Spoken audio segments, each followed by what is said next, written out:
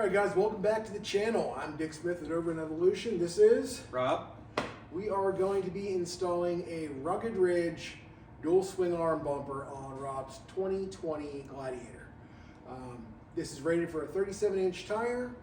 It is complete rear replacement. It has integrated spots for your sensors. It has a camera relocation. It is pretty much everything you're going to need to relocate your spare tire, give you the ability to carry additional fuel or other types of recovery gear on the back, dual swing arm like all the Toyota guys love.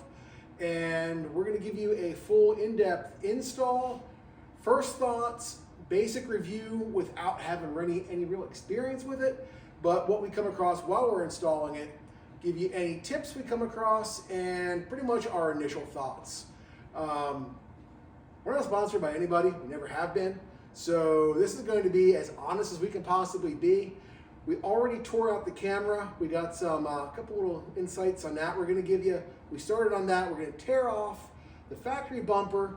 We got it up on the lift because we both have busted backs. We can't get underneath it and do like we'd like to do. So we are cheating on that aspect of it. But other than that, it's the same thing you can do in your driveway, in your garage, or if you have a lift. So we've got all the tools laid out. We are using the directions given to us by Rail Truck. That's a Q code for a video. Very generic video. It's informative, but it doesn't give you any insights or pointers or anything like that along the way. So we're going to try to do better than that. The little glossy copy they gave you with the Q code on, it's probably the same price as a printout thing of the directions. It would actually tell us what we need to do. They skimp out on that. So if we come across anything, we're going to let you know. We're going to bring you along for the entire step. So for now, we're unpacked both swing arms, a ton of hardware. These replace, got the wrong side here. These replace the little bumpers you have on the back side of the Rubicon. It's all here. We're going to get to it, bring the camera on the other side, and get started on this.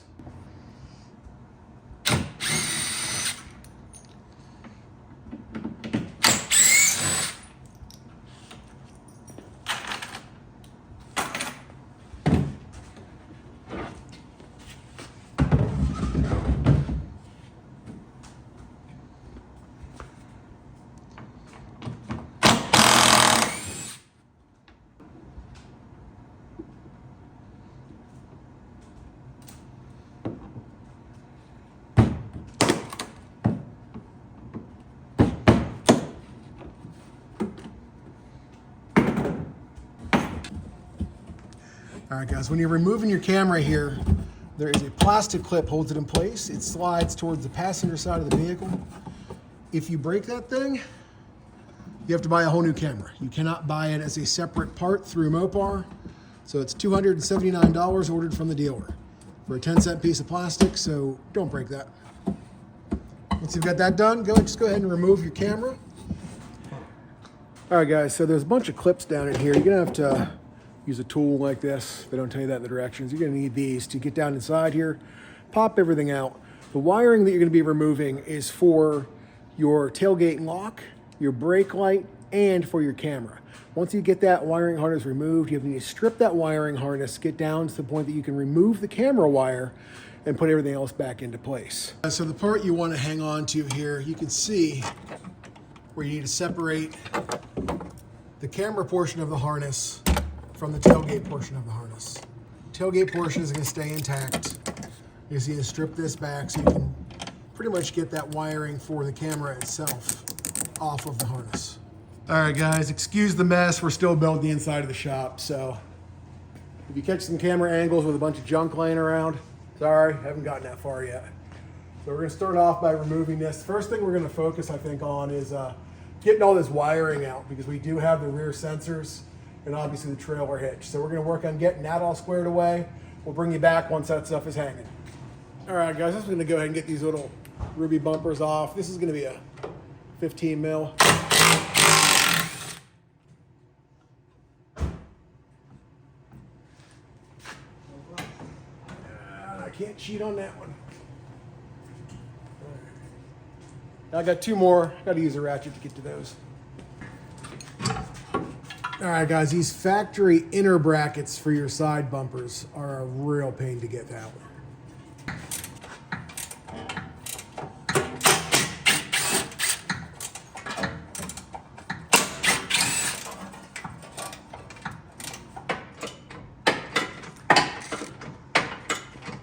All right, guys, part of disassembling factory bumper. I'm going to pull the factory bumper cover off.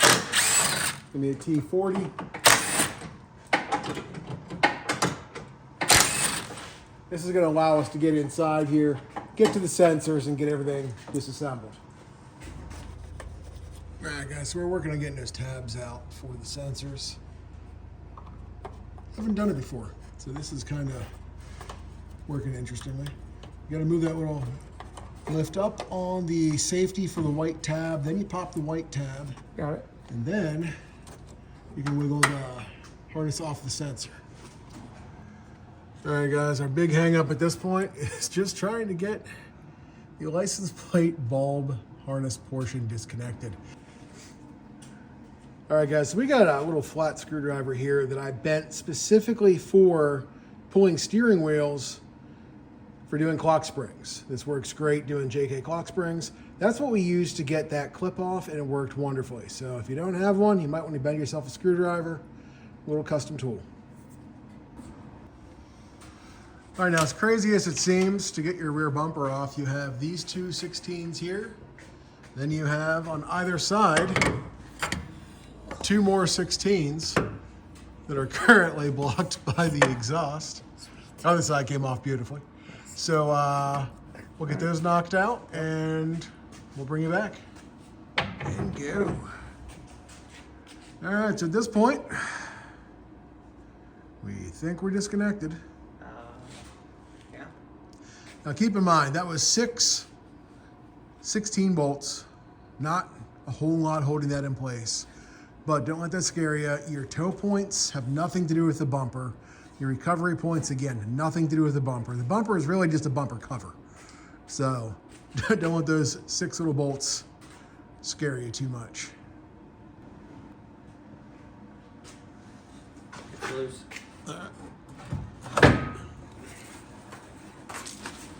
Got it? Yep.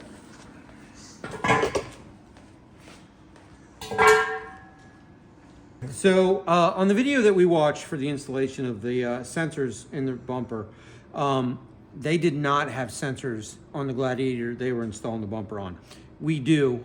So we're not going to use the plugs. They use a bracket system. And basically what happens is the sensor will sit down in the cradle, and then the bracket goes over top to hold the sensor in place and gets screwed in from both sides. And then your harness will feed through and plug in to your sensor on the back. So the sensor just basically sits in there in the cradle, and then your bracket will hold it in place. All right, guys, so this is the hardware to hold these sensors in. Just seems kind of odd to me that they wouldn't give you paper directions to save money. They give you some of the nicest hardware that holds 0 weight that I have ever seen.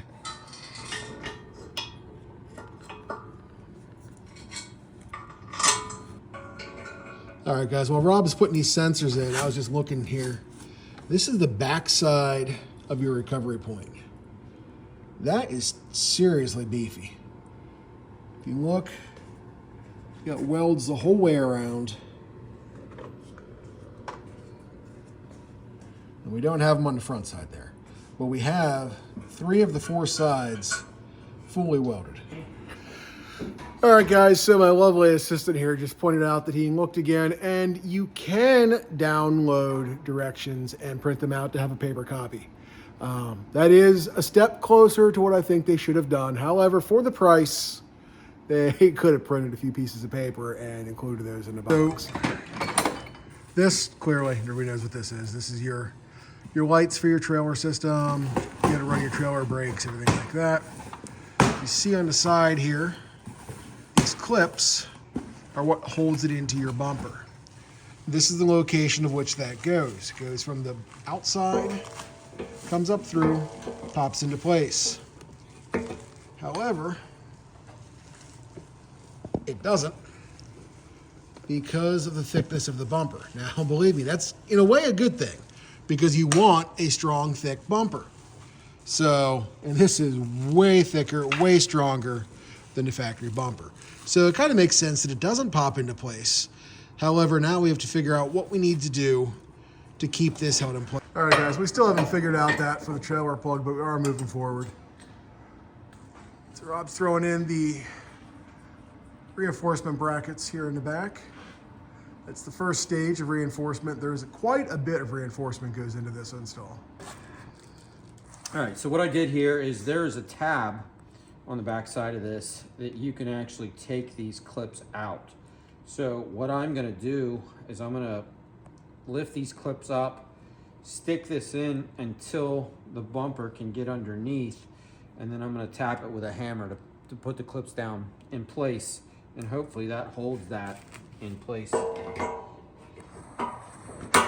Okay, so that actually went in there like it should. Okay.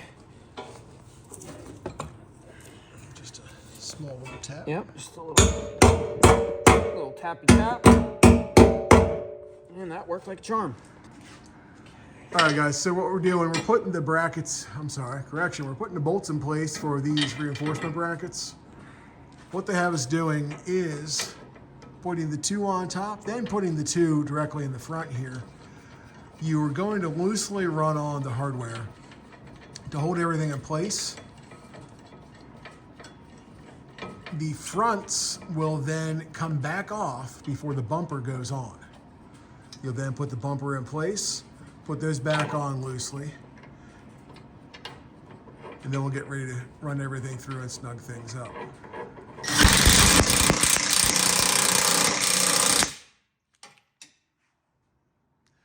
All right, so now that those uppers are tightened into place, we can just go ahead and remove these and get ready to put the bumper in place. So we're trying to figure out what parts came in our bundle. And as we're kind of muddling through this, we realized that there's actually a plug for the camera in the tailgate. Now, we've already taken the tailgate apart to take the camera out. And before we realized this, we put the tailgate completely back together. So now we have to take the tailgate apart again. So when you're doing this, make sure that you put your plug in the tailgate before you put your tailgate back together. Maybe we should have brought it down for this. Maybe we should have.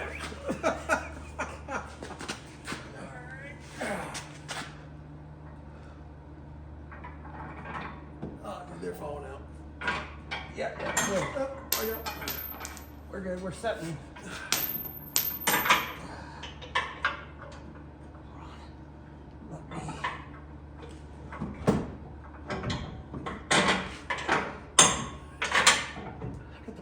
Started. Yep, I got the bottom one on. Yeah, my top one is on the floor. So,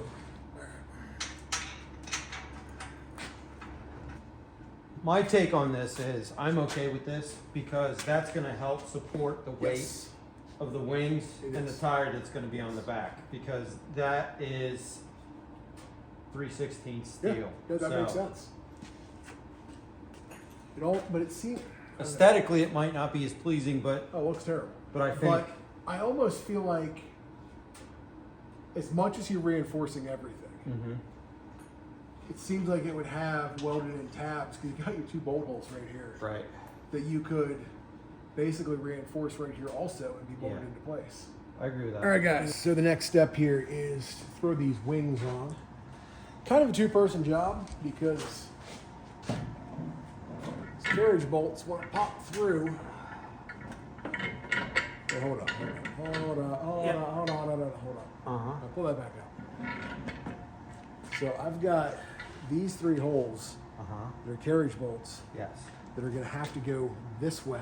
Correct. And they are pressed on the inside here. Okay. So those have to go in before we can go any further. Let's go. We'll be back. All right, guys. So we now have all 5 carriage bolts in place. We're going to line these first 2 up. The others are just kind of doing their own thing for now. So there is a window cut into the side of the bumper on the inside. And that window is what you're putting your hand in, get the nuts off.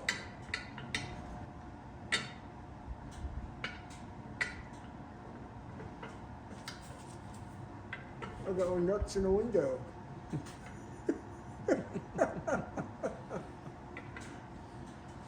I should have gotten an L too. I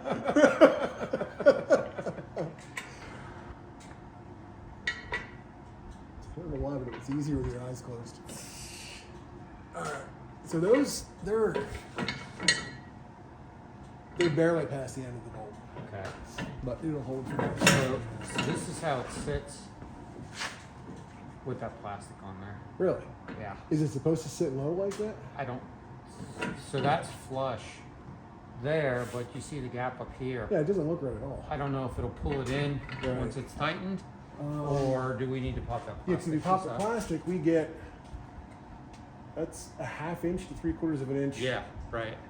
Yeah, I think we need to pop it. I think you're right. Okay. All I right. think we can pop it without having to take that back off. You sure? All right, guys, we're gonna go ahead and remove that plastic trim panel and try this again. One.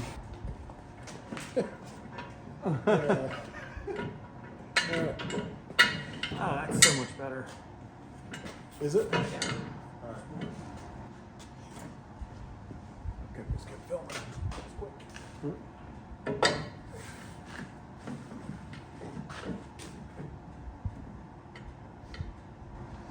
All right. Let's just continue on this side before we can try to figure the other side out. Now we gotta figure out. All right, guys, so off camera here, we just put this bracket in. We are going to film us putting it in on the other side because it was a royal pain. If you remember a few minutes ago, Rob had said about, they say you can go ahead and put these 2 bottom bolts in. You don't need to do the 3rd one because you can get it from the top, which you can do it. It's tight, but you can do it. If you do it ahead of time, like I suggested, and we did, it's going to be in your way for this. So you got to remove it anyway. So when you're putting this piece together right here, put these 2 lowers in, get them lined up because you're not going to be able to get to them. This upper one, throw it in after the fact because it completely blocked us trying to get this whole thing in. Yeah. All right, guys, just getting you in here at a different angle so you can see what we got going on here. I need a bigger washer than that. One that fits over that very long bolt. So right here, he just put in a bolt. It looks like it's about pretty close to a 6-inch bolt. And So there are only 2 long bolts in the kit, and the long bolts are what go through the frame to hold this bracketry in place. so this dude right here is what he has going on in there. Now, here, I think I can reach it. Right here. That was stupid simple. Yeah. Yeah, so go ahead and make sure you do that after the fact. They go from the bottom. Yeah, you can't get it All right, right same from as the this top. one They're did. too tall. All right.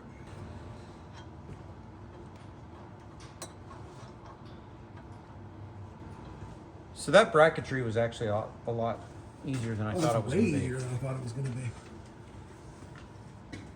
But we're not done. Right. So we still got these 3 bolts. They're going to go to the. Oh. We should have one that still cross-links those. So that goes. Kind of like that. Like that. And then back up through there. No, Right? it goes through that one. Oh, it doesn't touch this one? Yeah, I don't think it touches that one.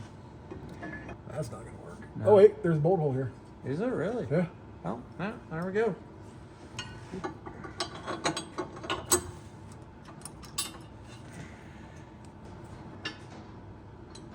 All right, so something that I had commented while we were watching the directions originally for this on the real truck video is that this would be an amazing bracket if the whole thing was welded and would be a lot more solid. But now that we're actually seeing it for real and the amount of triangulation they're doing here, even bolted, I think this is going to be, honestly, fairly solid. Thank you. All right, guys, so you can see what we got going on there. Going to give you a slightly better view.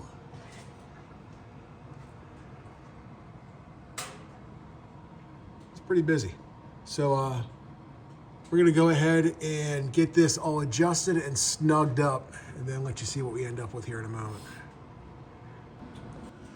All right, guys, so we kind of determined we're going to go ahead and snug the bumper, just those 4 bolts, so that we are able to have a solid platform to adjust the wings off of. Because right now, with everything being just finger tight, anything we move, we're not really adjusting it to fit something that's going to be permanent.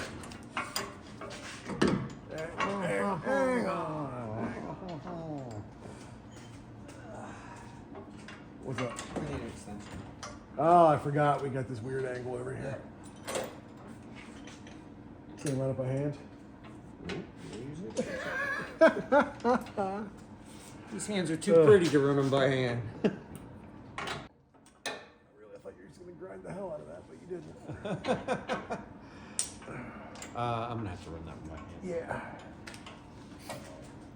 Well, whenever you're ready, I'm ready.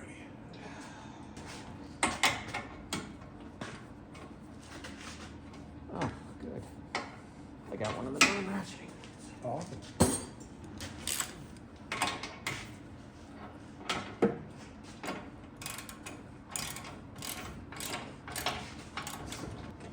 All right, guys, now there is a lot of play in all of this. So we're kind of, aesthetically, this looks terrible. So we're going to try to get things to line up. So it at least looks the part. So that right there is the best it's going to be lined up. Okay. If you come look from over here. All right, guys, if you can remember all the drama we went through getting these bolts through, getting everything finger tight and getting it lined up. So there's no way, once you have it set up that way, you can get a wrench on it. It's impossible. However, if you put them in the opposite direction, they line up beautifully and we can get a bottom wrench on it, no problem. The upper one, we're still wondering how we're gonna get there. My electric ratchet walked. Some garage gnome grabbed it and ran with it. So whatever we do, it's going to be fully by hand to get up in there. I think if we had the Milwaukee, we'd be able to hit that pretty easily. But we don't have it. So that's what we're stuck with for now. But I think we're still going to be able to get to it. But you definitely want those with the bolt head on the outside facing towards the front of the Jeep. You want the threads facing towards the front. Do not put them facing towards the rear like we originally did.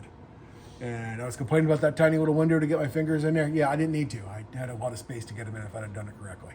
So we're switching that up right now. Once we start snugging stuff up, we'll bring you back. All right, guys, so we took a few minutes to go beat up a garage gnome and steal back to Milwaukee. So, oh, that just changed everything once that snugged up. Can we loosen it? Yeah, everything moved. Sweet.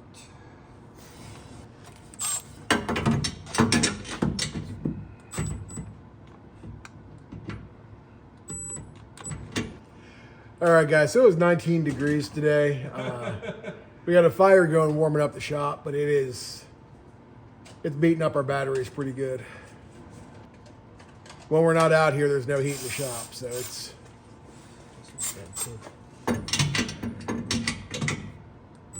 Nope. So let's go ahead and set up the other side, and then we'll come adjust this and snug it up after the fact. Yep.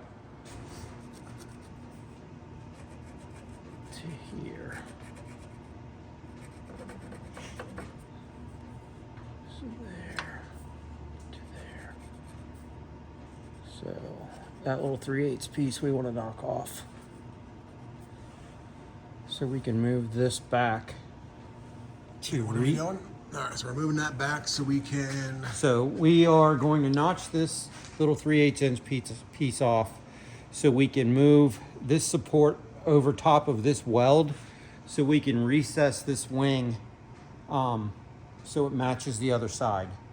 The other side does not have this weld plate on it, so it fits where it's supposed to.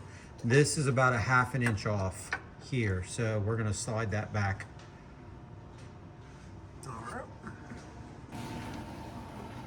All right, guys, so we're getting back on this. This is 4 days? 4 days later, yeah. 4 days later after the initial first half of this. We just ran out of time. I had already done an 8-hour day. Rob had already done, I think, like a 6 or an 8-hour day. And it was getting late. Our brains weren't working. Our hands weren't working. We were dropping bolts everywhere, and we decided to call it. Unfortunately, I've been stuck doing OT all week. Finally found the day where I could take a little bit of leave and get off early. So it's like 1 in the afternoon right now. Nice cold day. Get the fire going. Just got everything warmed up. So hopefully we can get these jackets off soon.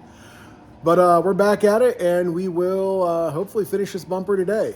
Literally the longest bumper install I think we've ever done. Yes, without a doubt. Yeah. Also, it's the most complicated bumper too, so it kind of makes sense. But yeah, we're getting back at it, and we'll bring you guys along for what we have left to do. All right, guys. If you look at the backup sensors, or whatever you would want to call these, the angle that these are going to be at with their harness, you can't plug them in. So what you need to do is actually take them back off, or have not put them in yet at this point. Plug them in, and then once they're plugged in, there is enough room for this to line up, and then run your screws and your bolts and nuts back into place and pull the sensors in place.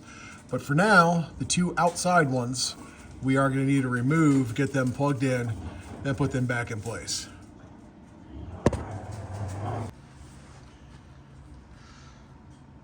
All right, so Rob is cleaning up the harness a little bit, and now he is figuring out how we're going to wire in the license plate and lights. Something that I noticed here on the little harness that they give you is comes with a nut already on the harness that I'm assuming is for going on the threads here, which kind of makes sense. However, on here, it'll let you tighten it up, although it feels really wobbly. While on, hopefully I'm showing you this here, it just kind of slides. Oh, there, it's working. There, it slides back and forth. So that doesn't seem like it's supposed to be doing that, and it's possible this is even where it's going to be going. So I could be jumping ahead of myself here, but that doesn't seem right to me.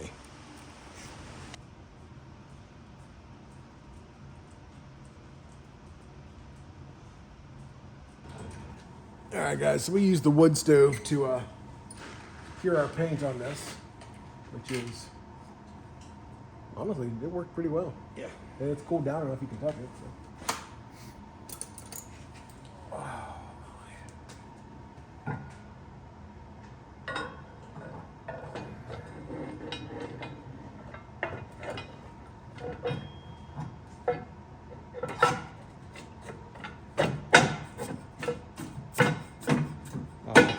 Way better. Way better. Yep. So that'll recess now. Yeah. Yep. Is that where you want it? Yep. All right. Cool. Good view.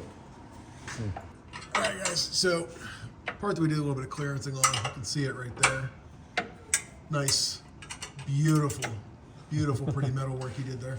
But we're still hitting a little bit right back here, but it did make enough that we could actually get everything squared away. So, wasn't much of a fix, but it did take care of what we needed. All right, guys, so it might not be the prettiest thing, but harness is secured, just zip tied to the trailer hitch area. You can see where license plate bulbs are wired in. You remember before we showed you how we were able to get the trailer hitch to secure a proper way to the bumper. So that is all set up and ready to go. I think the next step we're going to do before we go any farther is get the license plate secured, only because the license plate bolts are actually going to be your license plate and lights. So we're going to go ahead and take care of all of that before we start moving on to the swing arm or tightening other stuff down, just because it pretty much at this point it is part of the wiring. Okay, guys, so if you're looking at the back of your camera, the connection is going to orient toward the bottom of the slanted piece of the bracket. So it will sit in there like this. And then what you'll do is you'll have a bracket guard over top of it. You have some very, very small carriage bolts that will drop in here. And then on the back side, they will get a washer and then a lock washer. So we'll flip that over. We'll do a washer and a lock washer.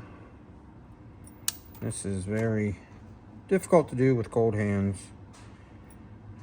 And then they'll get a small nut, which I believe is 8mm.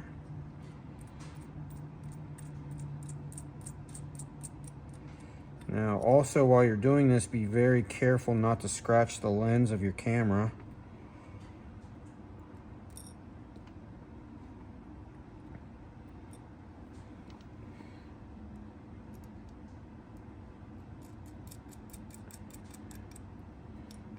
And then once this is together, the entire assembly will slide into here. On your slanted part of your bracket, you'll have a hole at the top that orients with the hole here. So when you slide this in, this will bolt together to hold the camera in place. And then your camera will stick out the front like this. And then this mount serves as part of your license plate bracket here that the lights will go through.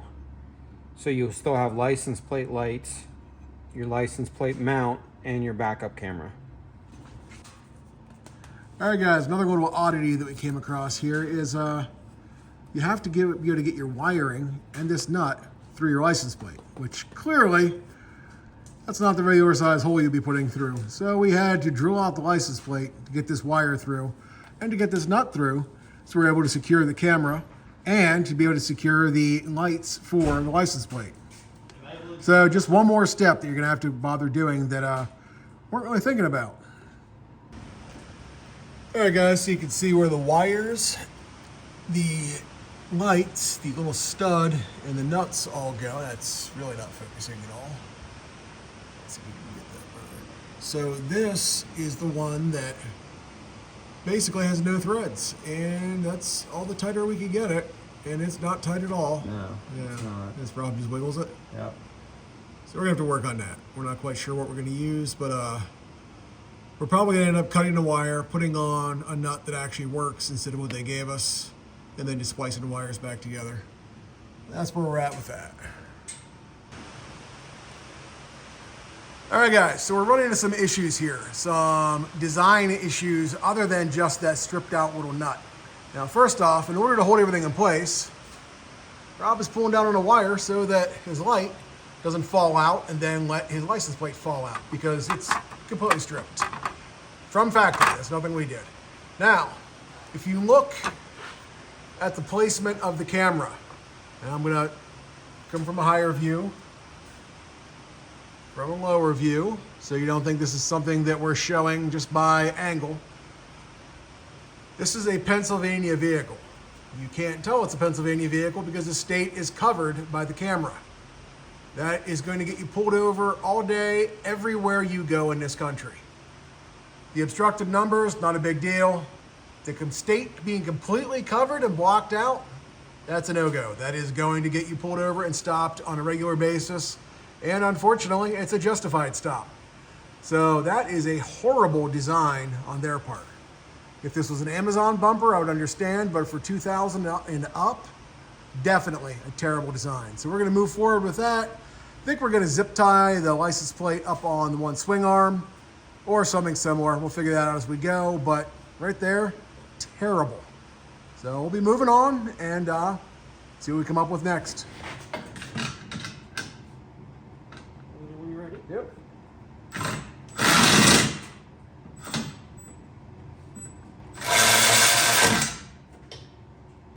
Come on here, make sure you're happy with the way it looks first. Looks crooked as shit to me. Does it? Yeah. Well, you're good with the step down, but... No, that's flush. I mean, Alright. that's up against. Yeah. Okay. I think that's how it's supposed to be. Alright. I think. I'm looking at the body line. It looks crooked with the body line, but... With the body line, it looks crooked, but Yeah. this is slanted. Okay. Alright, we're good then. That side All right, guys, so we reviewed this a little bit on all the online photos of the bumper, and yeah, that little slant that it has, that's the way it's supposed to be. So, I don't know if you can tell on camera, but to me, it looks like it comes like this on the body lines here. But according to everything we're finding, that is the way it is supposed to be. So this does line up correctly. This is almost flush here, and things are snugged up. We have a little bit more we need to snug up on the back side, but for the most part, everything is in place on that side. All right, guys, this side is finally tightened up. Everything is buttoned up. Everything is good to go. Bracketry inside is all snugged up, and it is really solid. Far better than I thought it was going to be, looking at the way everything was triangulated in there. Gonna bring you over here. Hopefully don't make anybody sick moving you around like this. But once this is all bolted into place, it is very, very solid. Now, that may have seemed like a bit of a difficult install on that side. This side is not without a set of challenges also, because your muffler is pretty much in the way to do anything. However, if you remember from when we were test fitting everything earlier, this side does line up better with the welds that are in place on the frame. All right, guys, so the way we ended up running this, not at all the way it was recommended, it's supposed to be done. But since none of that worked, we're going to do it ourselves a different way, where the wires are going to be rubbing up against the chassis here. Just going to put some sticky foam on here. And that way, when this is all tied up, it's going to have a soft spot to rub up against instead of wearing on the pinch here and cutting through the wires. All right, guys, we just brought the Jeep down. So far, lines of the bumper don't look bad at all.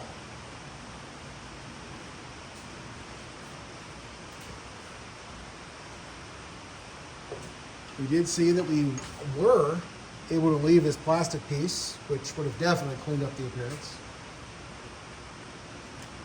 The camera mount, which was supposed to be integrated into a license plate mount, we are not so happy with that at this point.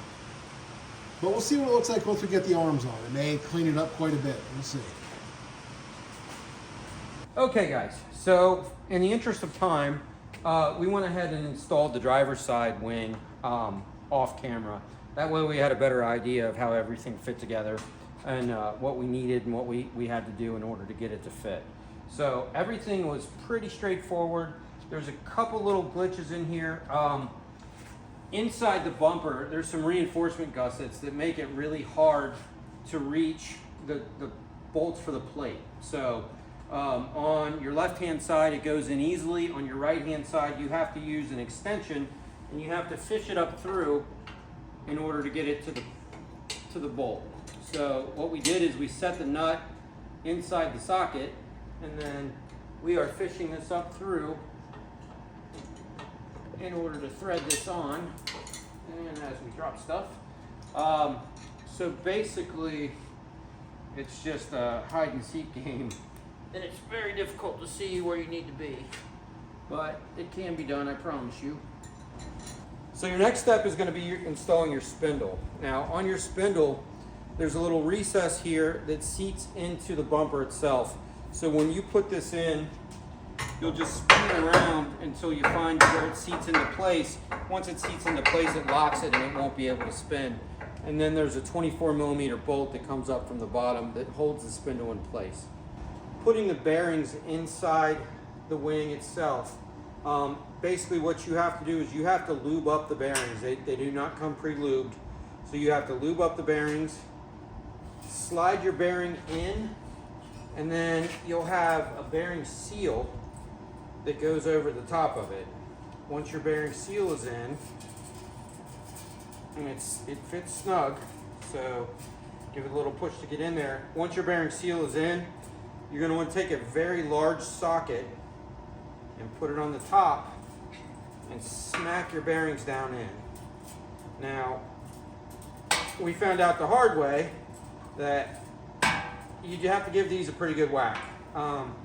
We did not do that the first time on the other one, and the bearings actually fell out as we were installing the wing. So don't be afraid to give these a good whack. And then once your bearings are seated, what you're going to want to do is slide your wing over your spindle. Might have to give it a little wiggle to get it to fit. There we go.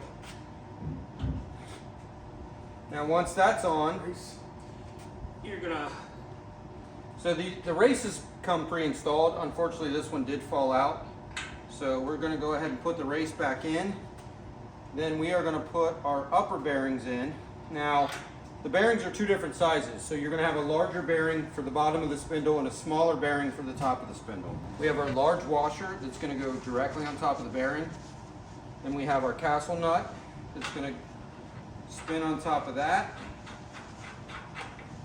Now, what we found on the other wing, that if you wiggle it around a little bit, you'll be able to tighten the castle nut even more. So basically once you have this installed, your castle nut will spin into place. You'll have a small hole.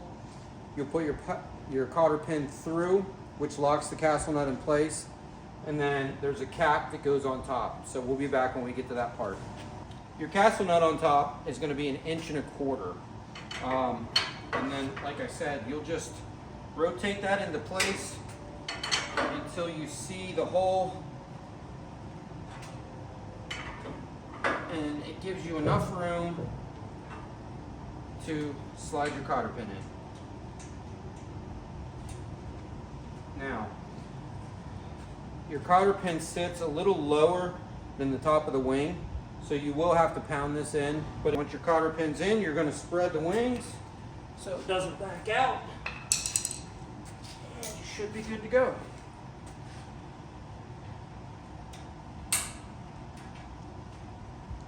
So your next step is going to be the cover for your spindle.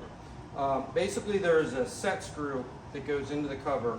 You slide it over top, you find your hole. It's a Phillips head, and you screw it into place, and that covers your spindle and protects it from the elements. So the next step that we're going to do is going to be a rubber bump stop that fits in the channel here.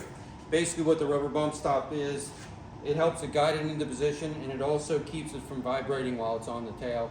The weight sits on the rubber bump stop and makes it secure. Okay guys, our next step is putting our rubber bump stop in. It's really easy. There's 2 bolts. The bottom bolt is a captured nut, so that's going to go directly in, and then your top bolt, you are going to want to feed through the bottom, because there's no way to secure the bolt as you fasten the nut if you feed it from the top down. So you're going to take it and you're going to feed this from the bottom up.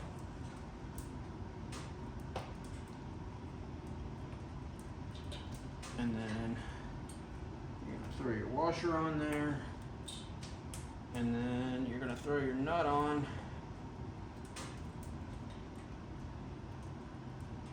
And these are nylock nuts, so you don't need lock washers. Once they're secure, they're secure. And this is going to be a 10mm nut and a 4mm Allen wrench. Now, these are adjustable. However, I put it in the highest position and it works fine. It slides in perfectly. It secures it, and it's going to keep it from vibrating. It rests right on the bumper. Okay, so our next step is going to be installing our plastic guide.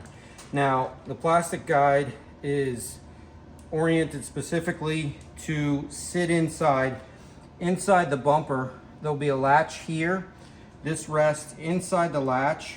There's a countersunk hole on the top, and you're going to stick your 4mm bolt that I just dropped down the hole, and your nut and washer will be on the inside. Okay, so for the next part, we're going to install the latch. When this comes from the factory, there's going to be a zip tie that is around these two springs on the inside. So you want to clip that zip tie and get it out of there. And then there are bolt holes for carriage bolts. So there's two different sizes. Basically what you're going to do before you attach the springs is you're going to get your bolts into the carriage holes. Make sure you have the right one in the right hole. The larger one goes in the back and the smaller one goes on the inside underneath the springs. And then when you come over,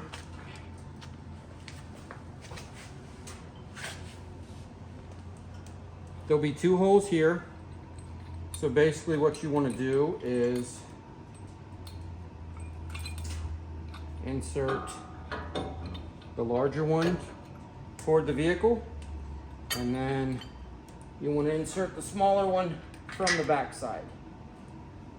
Okay, so now we have everything set up for our latches. Inside our latch, when we tighten this up, is going to be a 13 millimeter. And once that's tight, your inner one is going to be a 15 millimeter. Now you're going to have to use a spanner wrench because you cannot get in there with anything else. Okay, so next portion is we're going to attach the springs to these dog ears on the latch itself. And basically what I'm doing is I'm just going to use a pair of needle nose pliers, and I'm going to grab them and stretch them over top of the dog ears.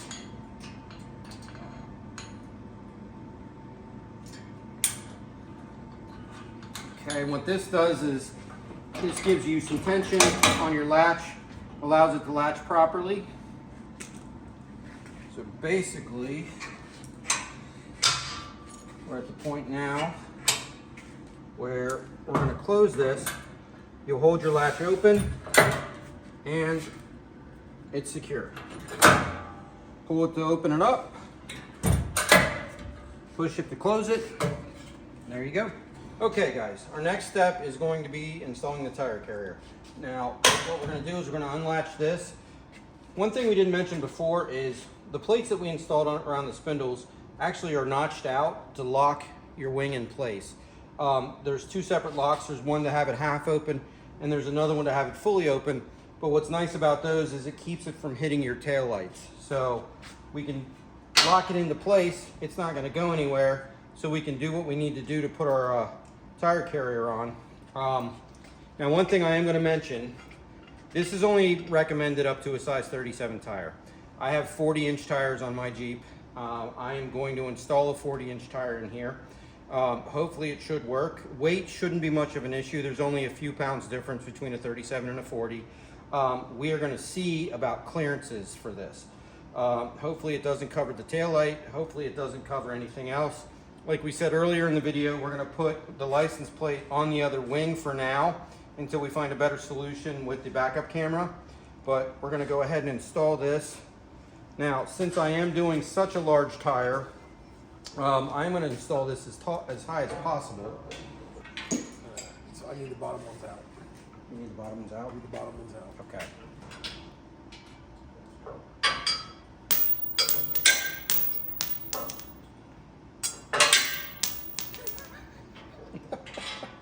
I'm going to try to get this guy up here first. Okay.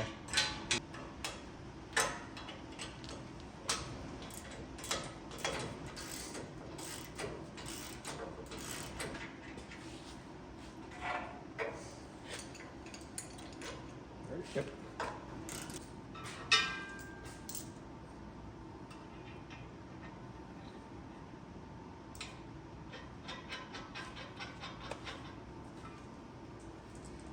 All right, guys, now this is the part that actually is going to support the tire.